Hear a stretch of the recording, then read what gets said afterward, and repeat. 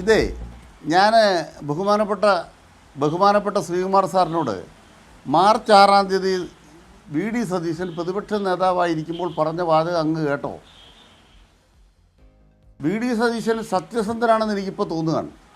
കാരണം എന്താണ്? ഇങ്ങനെ നികുതി കുറയ്ക്കാനിടയാകുന്നത് സർക്കാരിന് ധനനഷ്ടമുണ്ടാക്കും, ഇത് അഴിമതിയാണ്, ഫോറിൻ ലിക്കർ കമ്പനികളെ സഹായിക്കാൻ വേണ്ടി നടത്തുന്ന ഇടപാടാണ്. ഇങ്ങനെ മാർച്ച് 6-ാം തീയതി പറഞ്ഞൊരു വ്യക്തിക്ക് കോൺഗ്രസ് പാർട്ടി അറിയാതെ, തൻ്റെ മന്ത്രിമാരിൽ ആരും അറിയാതെ, എക്സൈസ് വകുപ്പിൻ്റെ മന്ത്രി അറിയാതെ എന്താണോ അന്ന് എതിർത്തത് അത് നടപ്പാക്കുക.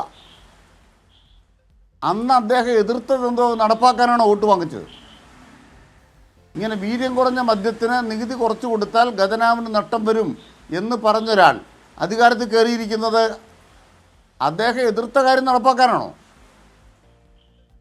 നിങ്ങൾ ശ്രീകുമാർ സാറിന് ഇന്നത്തെ ചർച്ചയിൽ നിന്ന് വേണമെങ്കിൽ എന്തെങ്കിലും പറഞ്ഞു പോകാം.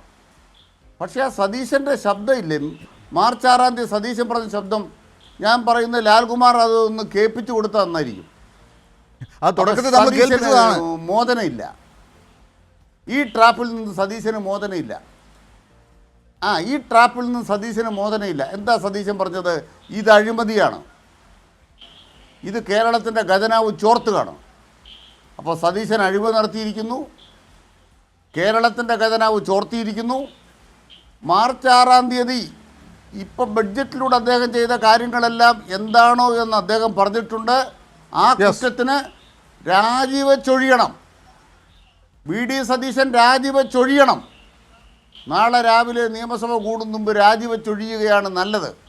ഇല്ലെങ്കിൽ അതിശക്തമായ മുന്നേറ്റം ഉണ്ടാവും.